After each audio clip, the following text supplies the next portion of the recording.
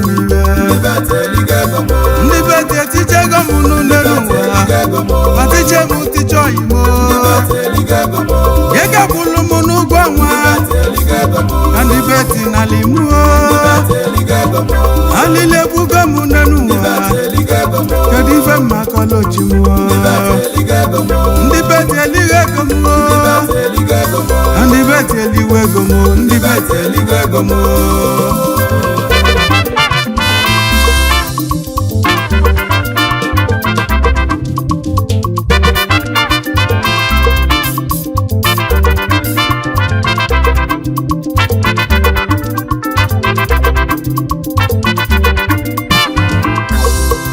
Ijenua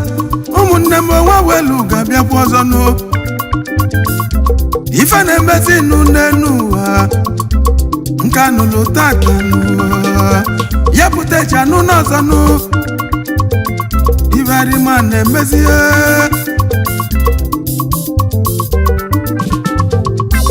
nkanu lutatanu aputecha nu n'ozonu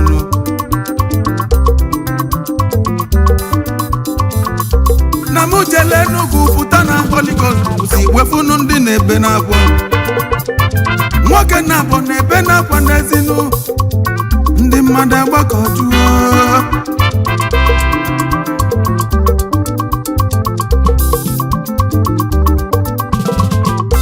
mwelitwe na moto munu wejebe nu ka mmali ife na-etibe akwa ife nwoke eji pụta n'ụzọ tufulani wee bido ibe akwa Awalele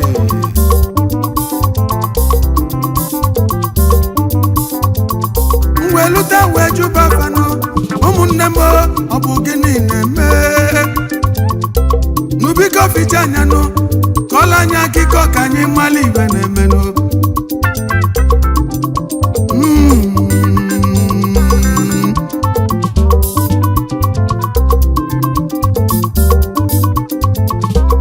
Wabu college onyo melo malife Imana fa we fichanya no we ko ba kuko etu ife si we mewe ya kuke tu si we me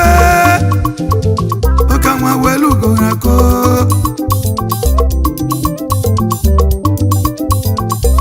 Unu welu ndido onye gedo nti onulo numu